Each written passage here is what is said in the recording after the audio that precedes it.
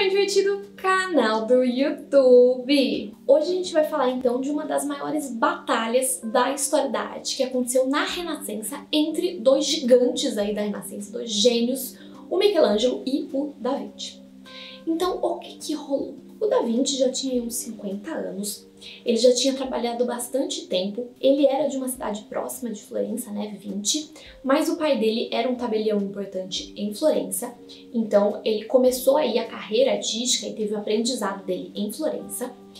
E depois de um período trabalhando em Milão e depois de já ter se tornado um artista super famoso e respeitado em Milão, ele voltou para Florença. E numa dessa, a cidade de Florença, que na época então era uma república oligárquica, pede então para ele fazer um belíssimo afresco no Salone del Cinquecento. Então o Salão dos 500, que era um local aí onde se reuniam, né, os 500 membros aí mais importantes da cidade, uma espécie de encontro de políticos, assim, como se fosse nos nossos dias de hoje. E essa sala fica, porque existe até hoje, no Palazzo Vecchio, então Palácio Velho, que era a sede aí do governo comunal, do governo da cidade, que também era chamado de Palácio da Signoria durante uma época. Então ele teria que representar a Batalha de Anghiari, que é uma batalha que, é claro, né, a cidade de Florença saiu vitoriosa, porque nesse local aí do governo, eles queriam, né, exaltar a cidade, mostrar que a cidade é importante, poderosa e tal.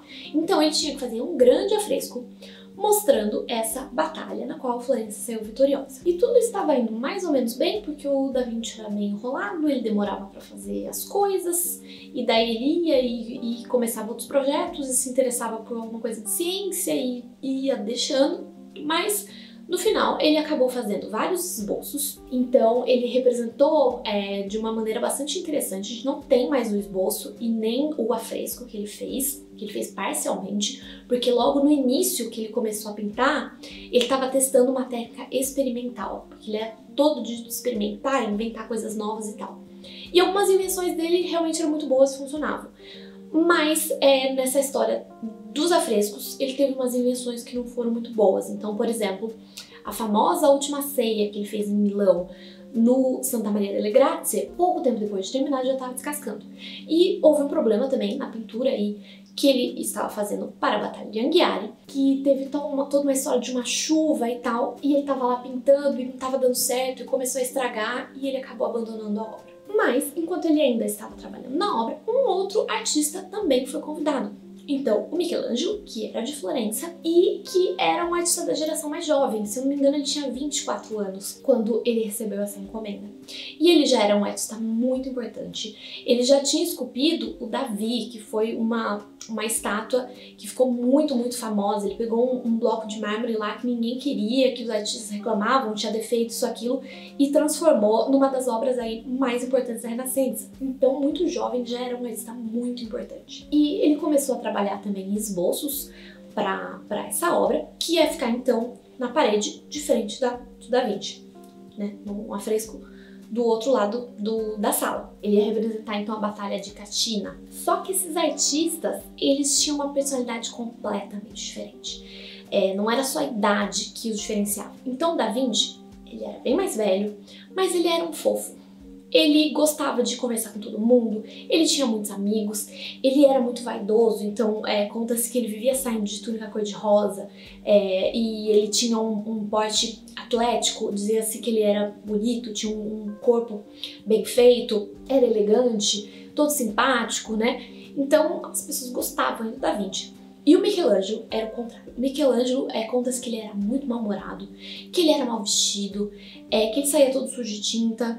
Eu também saio toda suja de tinta, não vejo nada de errado, mas tudo bem, detalhes. E que ele vivia não tendo assistentes, porque ele não suportava trabalhar com os assistentes, ele era difícil.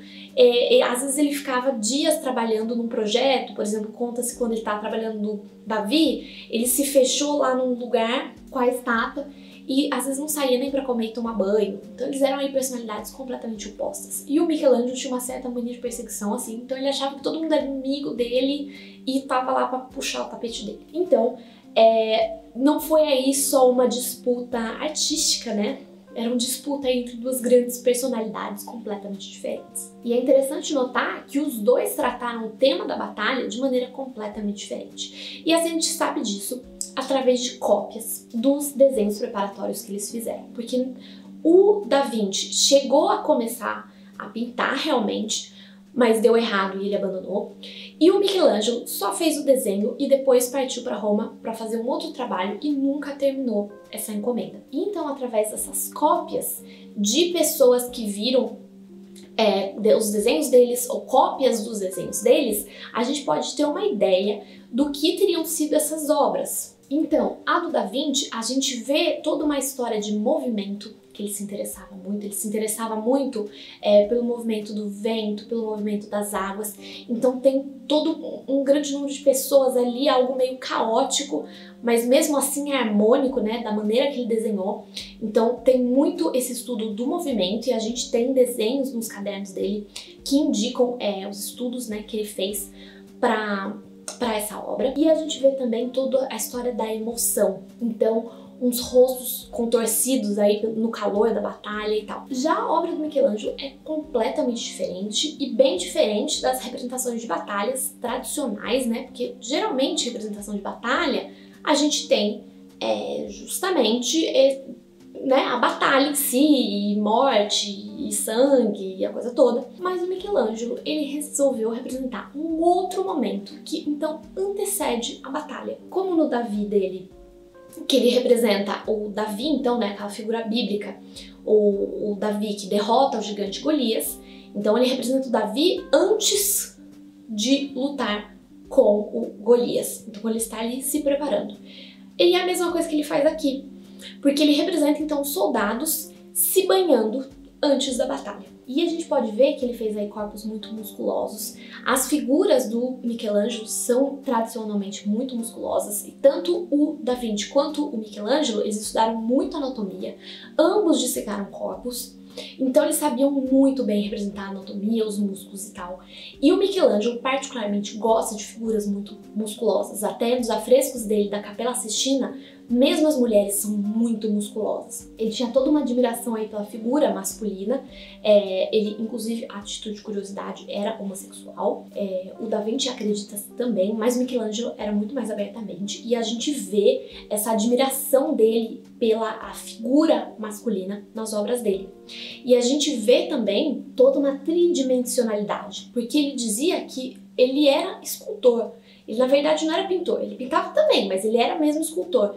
Então a gente vê que as obras dele mostram um volume como da escultura. Então, o escultor Michelangelo, né, influenciando o pintor Michelangelo. Seu lado escultor influenciando o seu lado pintor. Então a gente tem aí representações completamente diferentes. A do Michelangelo bastante original, né, que não é como tradicionalmente se faria uma representação de batalha. E a gente só pode se perguntar como teriam sido essas obras se elas tivessem sido aí finalizadas. Elas estariam rivalizando até hoje, né, uma em cada lado da parede, as obras desses dois grandes gênios de Florença. Mas apesar de o Palazzo Vecchio ainda existir, ser possível visitá-lo quando você vai a Florença, e ainda existir esse salão, né, o Salone dei Cinquecento, a gente não tem nada dessa batalha ali remanescente. O que a gente tem no lugar hoje são pinturas do Vasari, que era um maneirista. Então a gente só pode imaginar qual teria sido o resultado dessa grande batalha aí da história da arte. Qual obra ficaria aí mais magnífica, qual seria a mais agradável ao público, aos seus contemporâneos. A gente só pode se perguntar o desfecho aí dessa história. E essas obras com certeza rivalizariam, né, até hoje, estariam em batalha aí até hoje. Então é isso, espero que vocês tenham gostado desse vídeo. Dicas, sugestões, comentários, é só deixar aqui embaixo. Então é isso, beijinhos e até a próxima!